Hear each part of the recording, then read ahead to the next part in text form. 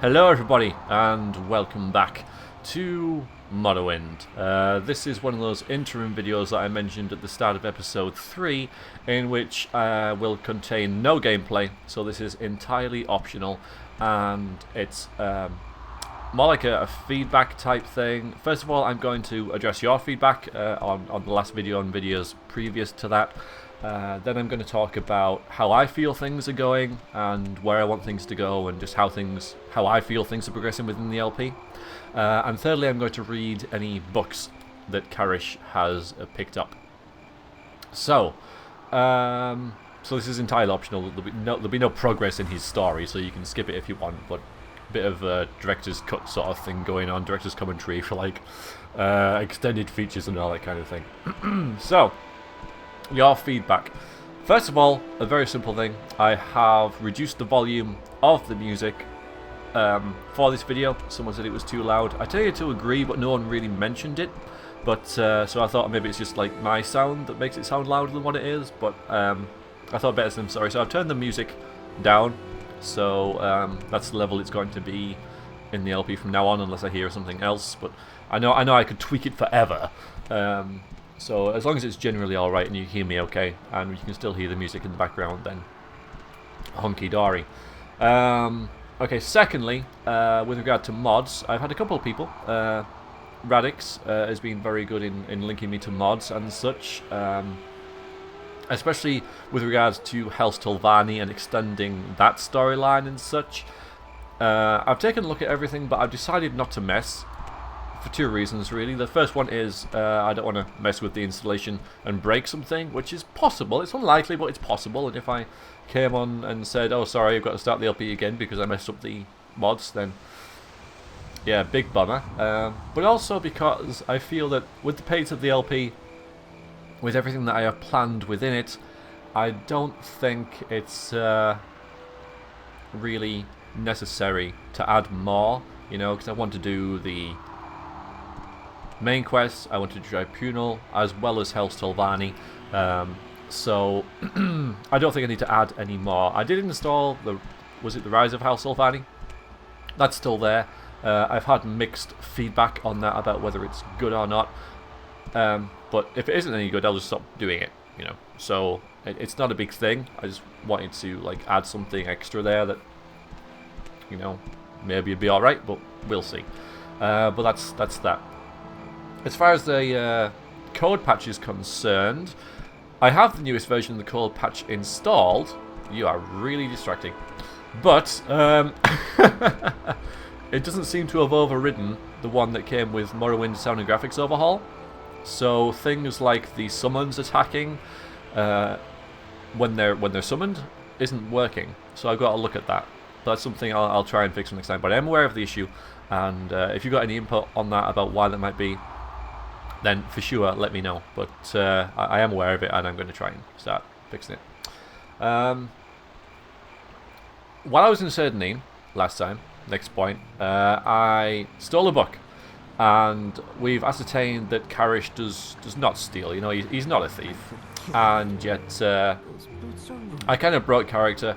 We're in the lighthouse, and I ran up the stairs. I read the book, which I knew would give me, out of character knowledge, a point of an armoured skill, which I felt I would need, and I took the book. So there's 2 points here: the sort of out of character knowledge thing, and the taking of the book. So the out of character knowledge thing, yeah, I mean, Karish wouldn't have known that, and there was no reason to go up the lighthouse to get it, you know, in his mind. Me as a player, I know a lot more about the game than Karish does, obviously. And also, there's an important thing about this LP, which I think people need to recognise, is that it's going to be fun for me as well. And I know that I really like the challenge of role-playing, and I really like the restrictions it brings and such like that. However, if I have to constantly, you know, discipline myself, which is the whole point. I mean, I get that, but if it's always there and I can't break from it at all and have a bit of fun, then I'm always going to be second guessing myself. I'm always going to be worried that I do something wrong, etc., etc. And I will make mistakes, and I do make mistakes. You know, I'm not a perfect player in any way, shape or form. You know, player or role player. But I do need that little bit of let's just mess about for 30 seconds. Might be completely out of character. It might not, you know? I mean, because who is 100% consistent all the time? But that wasn't really apparent in the LP when I did it.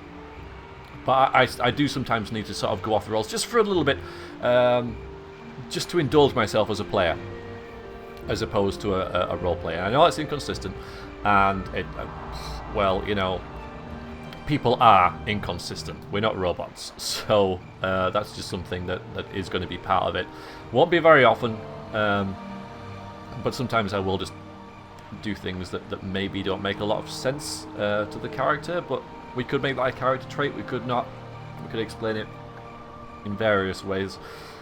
At the end of the day, it was one person out of 5,000, so I don't think it's a massive issue, but I thought it needed addressing. And secondly, with taking the book, it's the problem with doing this video right here. I can't read the book if I don't have it in my inventory. So because Karish opened the book, he had to take it so I could read it now. So it brings the issue is, if Karish happens to open a book on someone's shelf, he would have to take it in order for me to read it in this video, but that would be stealing and he'd probably get caught and put in jail or have to give it back or whatever. So what I thought to sort of mitigate with that was, how often do you go into someone's house or a store that isn't a library and just randomly start reading the book? You don't, do you? So I think that for skill books and such, even if it is on the shelf, I could just click on it and I could just get a skill point. I think Karish is going to have to buy them all, like a normal person, to you know, so he can own it, so that I can read it now. Which means he's going to have to be carrying a lot of books around, which makes him kind of a scholar, which is kind of nice. And also, once he gets a place to store stuff, that'll be something for him to store, because this is a very equipment light person. You know, he doesn't really have swords and armor and stuff to carry around. But there were the two things. You know, I kind of broke character by doing it, but at the same time, if I don't be inconsistent a little bit, it's too much pressure for me, and I lose the sense of freedom that I have as a player to have fun with it a little bit. And books generally I'll buy, although I know we say Karish doesn't steal. He might really like books, he might like reading, so maybe that's just something that he just can't resist taking. Just a little thing about that. Alright, so before we read the books that are in my inventory, I'll talk a little bit about how I think things are going, and all in all, pretty well. I feel that we need to get on track with something pretty quickly, honestly, to give him some sort of direction, because currently Karish is kind of wandering around and finding his way in the world and everything, which is fine, and you do need that part of the story, but he needs to settle in to somewhere, and that's why I thought he might find his place with House Tilvani. I joined the Mage's Guild because that's obviously where he would go, because he's a mage, but then they gave him this icky task of finding mushrooms, which was beneath him. And you guys came up with a lot of interesting ways about how he could get around that, i.e. with the use of gloves, which I'd already kind of thought of, but he didn't have any gold to buy any.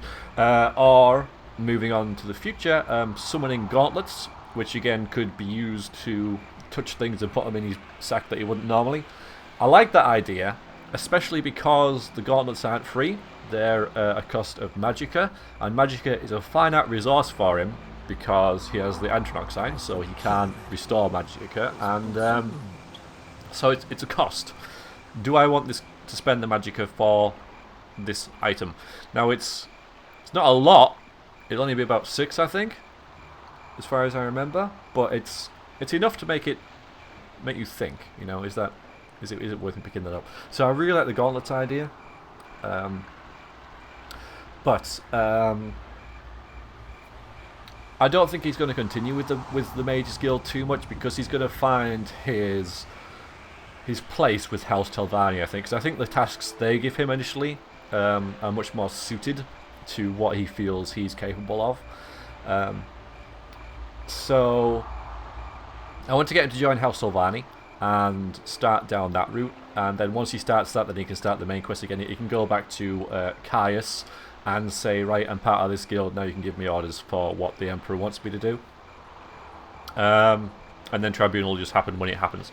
Because I've got the Dark Brotherhood delay on, so that will happen when he's higher level.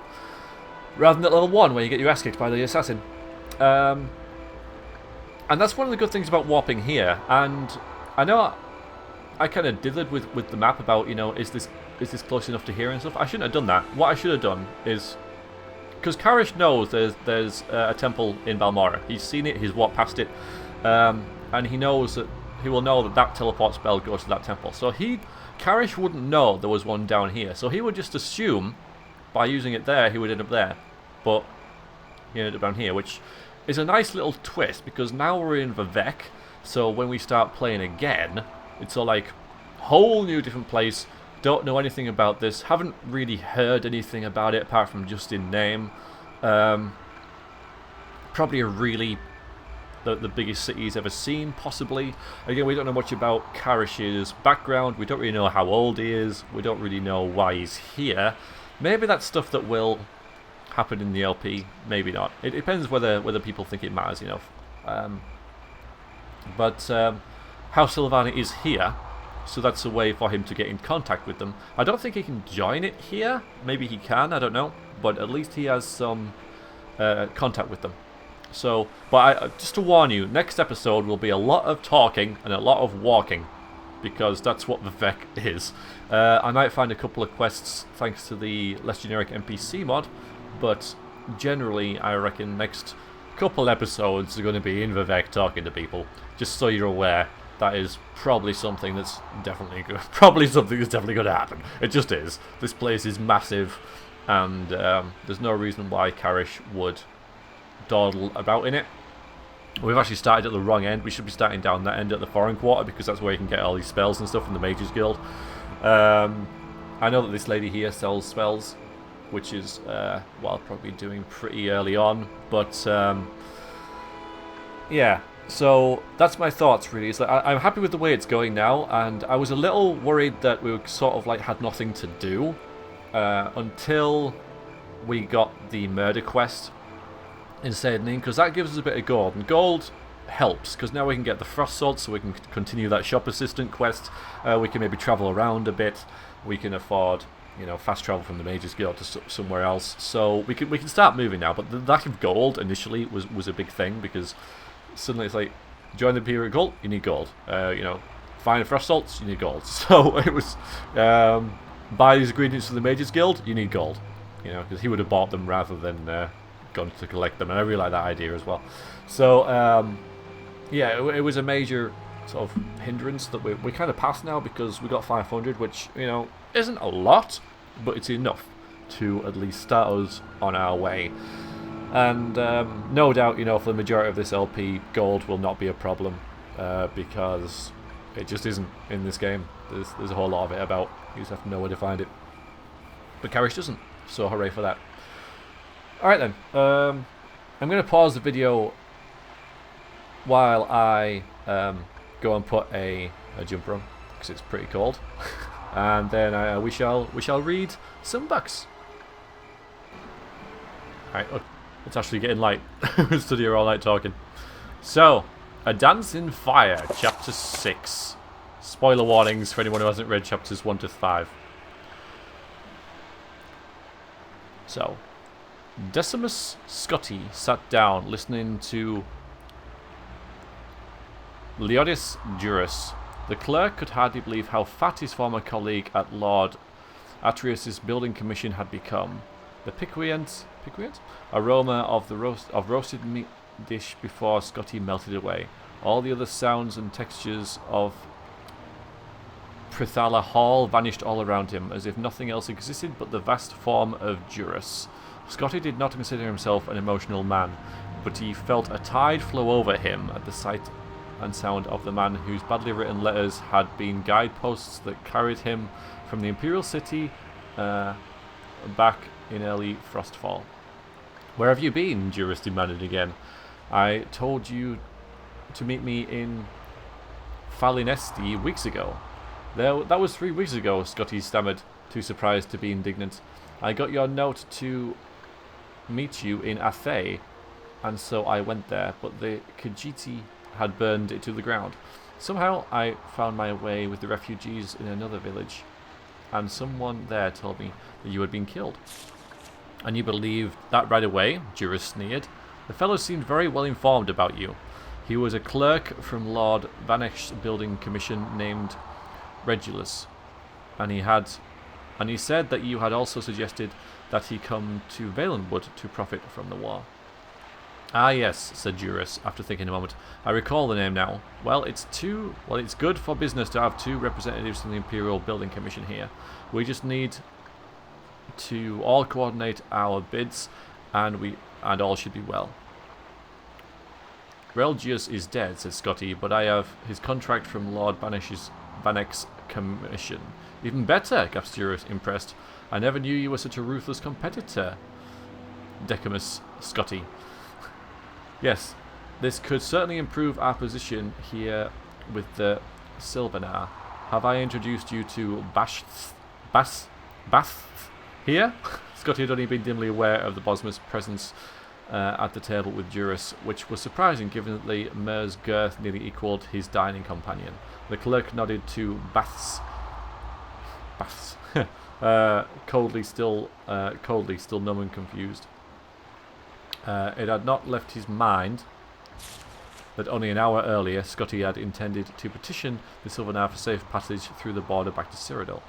The thought of doing business with Juris, after all, of profiting from Valenwood war with elsewhere, now the second one with the Somerset Isle seemed like something happening to another person. "Your colleague and I were talking about Sylvanar," said Baths, putting down the leg of mutton he had been gnawing on. "I don't suppose you have heard about his nature?" "A little, but nothing very specific. I got the impression that he's very important and very particular. He's a representative of the people, legally, physically, and emotionally," explained Juris, a little annoyed at his new partner's lack of common knowledge. When they're healthy, so is he. When they're mostly female, so is he. When they cry for food and trade, or in absence of foreign interference, he feels it too, and makes the laws accordingly. In a way, he's a despot, but he's the people's despot. "That sounds," said Scotty, searching for the appropriate word, "like bunk." "Perhaps it is," shrugged Bast. That's a weird name. "But he has many rights as the voice of the people, including the granting of foreign building and trade contracts. It's not important whether you believe us. Just think of the Sylvanar as being like one of your mad emperors, like Pelagius. The problem facing us now is that since Valenwood is being attacked on all sides, the Sylvanar's aspect is now one of distrust and fear of foreigners. The one hope of his people, and thus of Sylvanar himself, is that the Emperor will intervene and stop the war." "Will he?" asked Scotty. "You know as well as we do that the Emperor has not been himself lately." Juris helped himself to Regulus' satchel and pulled out the blank contracts. "Who knows what he'll choose or not to do or not do. That reality is not our concern, but these blessings from the late good Sir Regulus will make our job much simpler." They discussed how they would represent themselves to the Sylvanar into the evening. Scotty ate continuously, but not nearly so much as Juris and Bast. When the sun had begun to rise in the hills, its light reddening through the crystal walls of the tavern, Juris and Bast left to their rooms at the palace, granted to them diplomatically in lieu of an actual imminent audience with the Sylvanar. Scotty went to his room. He thought about staying up a little longer to ruminate over Juris's plans to see what might be the flaw in them, but upon touching the cool, soft bed, he immediately fell asleep. The next afternoon, Scotty awoke, feeling himself again. In other words, timid. For several weeks now he had been a creature bent on mere survival. He had been driven to exhaustion, attacked by several jungle beasts, starved, nearly drowned, and forced into discussions of an ancient Aldemari political works. The discussion he had with Jurist and Bast about how to dupe the Sylvanar into signing their contracts seemed perfectly reasonable then. Scotty dressed himself in his old battered clothes and went downstairs in search of food and a peaceful place to think. "You're up!" cried Bast upon seeing him. "We should go to the palace now." "Now?" whined Scotty. "Look at me, I need new clothes. This isn't the way one should dress to pay a call on a prostitute, let alone the voice of the people of Valenwood. I haven't even bathed. You must cease from this moment forward being a clerk and become a student of the mercantile trade," said Juris grandly, shaking Scotty by the arm and leading him into the sunlit boulevard outside. "The first rule is to recognise that you represent what you represent to the prospective client and what angle best suits you. You cannot dazzle him with opulent fashion and professional bearing, my dear boy, as it would be fatal if you attempted to. Trust me on this. Several others besides Bast and I guess, at the palace, and they have made the error of appearing too eager, too formal, too ready for business. They will never be granted an audience with the Sylvanar. But we have remained aloof ever since the initial rejection. We have dallied about the court, spread my knowledge of life in the imperial city, and my ears pierced, attended promenades, eaten and drunk all of what was given to me. I dare say I have put on a pound or two. The message we sent is clear. It is in his, not our, best interest to meet. Our plan worked," added Bast. "When I told his minister that our imperial representative had arrived and that we were last willing to meet the Sylvanar this morning, we were told to bring you there straight away." "Are we late then?" asked Scotty. "Very," laughed Juris, "but that's again part of the angle we're representing. Benevolent disinterest. Remember not to confuse the Sylvanar with conventional nobility. His is the mind of the common people. When you grasp that, you'll understand how to manipulate him." Juris spent the last several minutes of the walk through the city expounding on his theories about Valenwood, what Valenwood needed, how much, and at what price. There were staggering figures, far more construction and far higher cost than anything Scotty had been used to dealing with. He listened carefully. All around them, the city of Sylvanar revealed itself, glass and flower, roaring winds and beautiful inertia. When they reached the palace of the Sylvanar, Decimus, Scotty stopped, stunned. Juris looked at him for a moment and then he laughed. "It's quite bizarre, isn't it?" And it was. A frozen scarlet burst of twisted, uneven spires as if a rival sun rising. A blossom the size of a village, where courtiers and servants resembled nothing so much as insects walked about it, sucking on its ichor. Entering over a bent petal-like bridge, the three walked through the palace and unbalanced walls. There were partitions bent close together and touched. There was a shaded hall or a small chamber. Where the partitions bent together and touched, there was a shaded hall or small chamber. They were warped away from one another, and there was a courtyard. There were no doors anywhere, so anywhere to get to the Sylvanar but by crossing through the entire spiral of the palace, through meetings and bedrooms and dining halls, past dignitaries, consorts, musicians, and many guards. "It's an interesting place," said Bast, "but not very much privacy. Of course, that suits the Sylvanar well." When they reached the inner corridors 2 hours after they first entered the palace, guards brandishing blades and bows stopped them. "We have an audience with the Sylvanar," said Juris patiently. "This is Lord Decimus Scotty, the imperial representative." One of the guards disappeared down a winding corridor and returned moments later with a tall, proud Bosmer clad in a loose robe of patchwork leather. He was the Minister of Trade. "The Sylvanar wishes to speak with Lord Decimus Scotty alone." It was not the place to argue or show fear, so Scotty stepped forward, not even looking towards Juris or Bast. He was certain they were showing their masks of benevolent indifference. Following the minister into the audience chamber, Scotty recited to himself the facts and figures Juris had represented to him. He willed himself to remember the angle and the image he must project. The audience chamber of the Sylvanar was an enormous dome, where the walls bent from bowl-shaped at the base inward to almost meet at the top.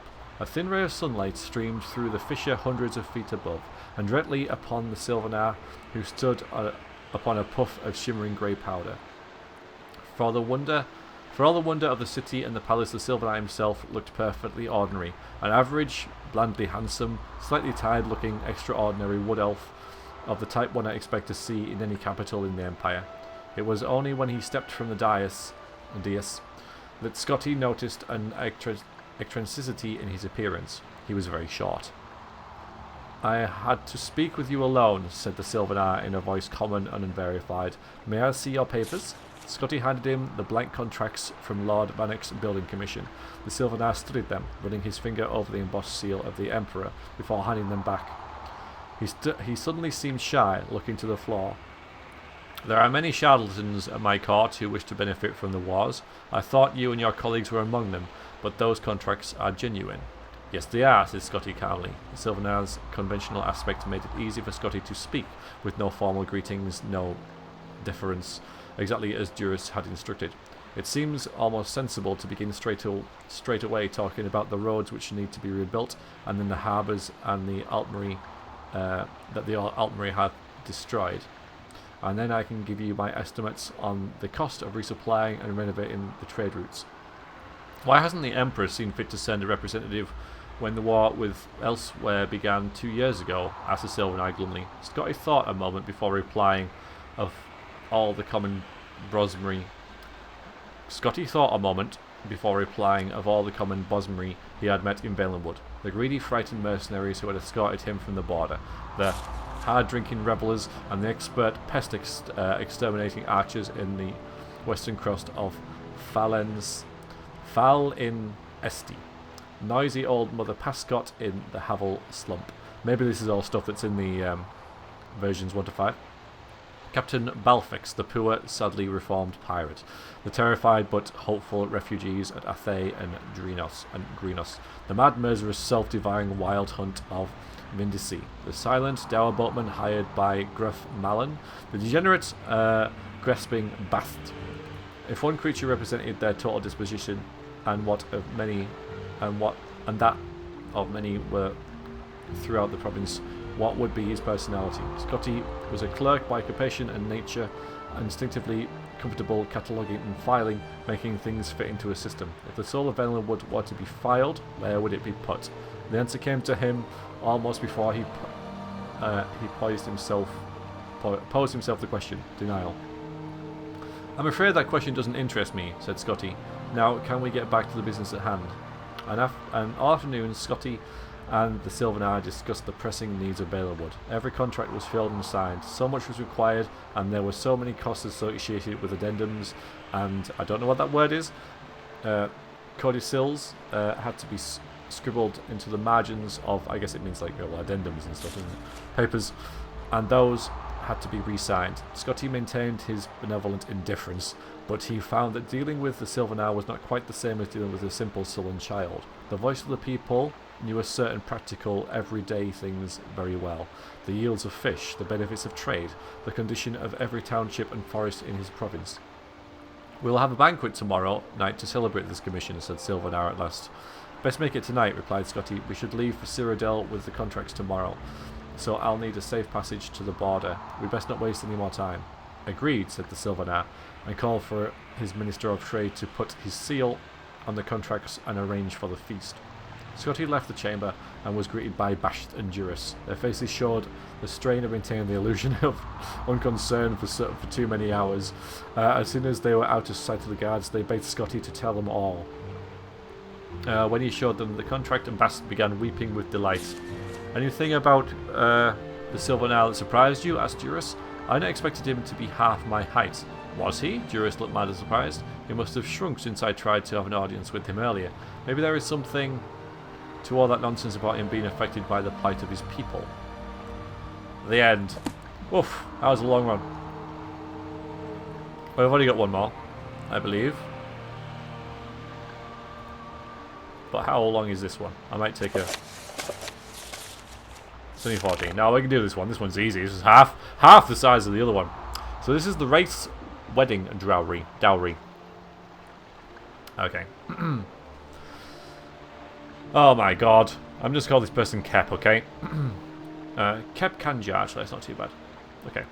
The poets are right. There is something life-changing about being in love, said Kep Kanja Gra Minfang, sometimes called the Wraith. I haven't wanted to rob anyone or anything in weeks. Why, the other day I saw the door wide open at a wealthy merchant's house, but my mind was fully occupied with what I should wear on my wedding day. You have been out of the right society for very long. You have been out of the right society for very long now, frowned her friend Kygall approvingly. You never told me what happened on to your first husband, you know, the one the Sherman gave you. Torn apart by ash ghouls, smiled Kep dreamily. It was rather saddish, but I know nothing like that would happen to Woodwarg. No life adventure for him. He's practically an Imperial. In fact, he is one. Did I tell you how we met? Hundreds of times, grumbled Kygall, reaching for his flagon. He was your jailer, and he refused you food until you promised to marry him. Have you ever heard of anything so madly romantic in your life? Sighed Kep Kanja, and then grew serious. I was going to say that I hope my old friends will wish me well, but as old Bostriel used to say, there's no point in hoping for what cannot be. We'll leave with the Imperial Knights for Balmora immediately after the wedding, but as long as we're in Dagonfell, the gang will find some way of disrupting my love life and bring me back to the light, I know it. As the days approached towards the race wedding day, there was certainty something sinister in the air that Kep Kanja could smell when she was not transported by heavenly bliss. Dark figures seemed to shift in the shadows and disappear when approached. She recognized the clothing of some beggars near Woodwarg's cottage as costumes, but the mendicants hurried away before she could recognize which of her old gang was stalking her. But these moments of apprehension for few, Kep Kanja was truly happy, making arrangements for the ceremony to be performed at the very dungeon where Woodwarg had imprisoned her. Her father was long since dead, another victim of the Ash Ghouls, but her fiancé's commander volunteered to act in his behalf. Of course, Kep Kanja had to supply her own dowry. She spent every last mark of her savings of ill-gotten gain to buy her beloved a truly wonderful present. The wedding was set for the stroke of midnight, as is Orc tradition. The handmaidens, wives, and imperial officers were busy sewing her into a gown of red velvet and fine gold filigree in the mid-morning. Dulceta, one of the handmaidens, remarked that she had heard that Kep Kanja had brought Woodwarg a truly beautiful gift for her dowry. Let me show it to you, Kep Kanja giggled, dashing from the room half-dressed in to a hidden alcove. The present had been stolen. The women were horrified, but the Wraith found herself merely irritated, not surprised. This was truly the old gang's style. They knew that a wedding ceremony without a dowry was marked as unlucky. She asked her handmaidens to finish dressing her as quickly while she pondered what the burglars would have done with her treasure. The whole region was honeycombed with the secret liars and abandoned sites thieves used to store their loot. There were obvious places, of course, but after much reflection, she thought of where she would have put it under similar circumstances. Once the handmaidens had finished, Kep Kanja bade them to make certain that the ceremony went on as scheduled, and not to fret as she might be a little late. She wrapped herself in a shawl to protect her gown from the dungeon dust and set off for the shrine of Malakath. The Wraith had never before attempted to rob her own friends, and though she was peeved at them for trying to ruin her happiness, she had no interest in hurting them physically. Her style was to avoid conflict, though she knew it would be inevitable. The lessons her mentor Kygall had given her had helped her avoid the lances and blades of guards and Imperial Knights over the years. Now she would see if they would allow her to survive a den of thieves and the unknown dangers of the shrine, without, most importantly, ruining her dress. The desolate place was so empty as she delved into it that she feared she might have made a miscalculation. It was not until she found the small room hidden down a long corridor that she knew she was at the right place, and that it was well suited for an ambush. She grabbed the chest with the treasure within and turned to face the assault. Two of her old gang, Yoram and Yori, the Red Guard, twin brother and sister, were outside the door as she came from the room. They knew the Wraith better than to taunt her and immediately attacked. Yoram struck out with a left thrust with his blade while Yori sought to rush her. The Wraith neatly sidestepped Yori while dropping her weight to her rear left leg. She's got 4 legs. Shifting her weight, shifting her right shoulder to the left to slip past Yoram's strike. The twins crashed into one another and kept Kanja passed swiftly on. Almost immediately, she was set on by the Igonian Binya. His mace whistled through the air at her head. They have never much liked one another. The Wraith snapped into a duck, and the mace whacked with tremendous clamour against the stone wall. Brynjar was thrown off balance, giving her a few seconds lead, hurrying up the passage. Ahead of her, she could smell the fresh night air. The last of her Dowry's defenders was Sorgoth, an orc with whom she had shared a brief romance. It was he who Kanja knew had masterminded the theft. In a way, and in context, she thought his devotion to her misery was rather sweet. At the moment, though, she was more concerned with avoiding his barbed axe that seemed ideal for breaking her dress's fine stitch work and the flesh beneath. Bending her knees slightly, bobbing to avoid the strikes to the head, weaving her head to confuse Shoggoth of her next move, shuffling her feet rhythmically, the Wraith made an impossible target. She ducked inside his thrusts, sidestepping his swings, and then sidestepped his thrusts and ducked his swings. As erratic as she tried to make her defensive moves, Sorgoth still kept pace with her, refusing to budge from his position at the dungeon outlet. Midnight was coming, and the Wraith finally decided that she must end the confrontation. When Sorgoth swung out next, she sidestepped to her left, swayed down and ducked her head, so the axe whistled over her right shoulder. In that instant, his right side was exposed, and she reluctantly smashed the chest hard into his torso. There was not enough time for Kanja to see if she had killed him or merely knocked him unconscious. In truth, she thought of nothing else but rushing on to her wedding ceremony. Precisely midnight, Woodwog and Kepchenja reunited together. He was delighted with her dowry gift, a fine suit of armour that would make him the envy of the other imperial jailers. Even more, she was enchanted by his wife's tale of retrieving it from the shrine of Melikath. Did it occur to you to put on the armour when you knew it was an ambush? He asked. I didn't want to dent your present, she replied between kisses, and I certainly didn't want to wrinkle my gown. Ah. What a nice story. Alright then guys, so as dawn breaks, we shall leave Karish and his reading, and hopefully, well, I will see you, there's no hopefully about it, I will see you on Sunday for some more Let's Play Morrowind. Until then, hope you guys enjoy that, and I shall see you soon. Toodaloo.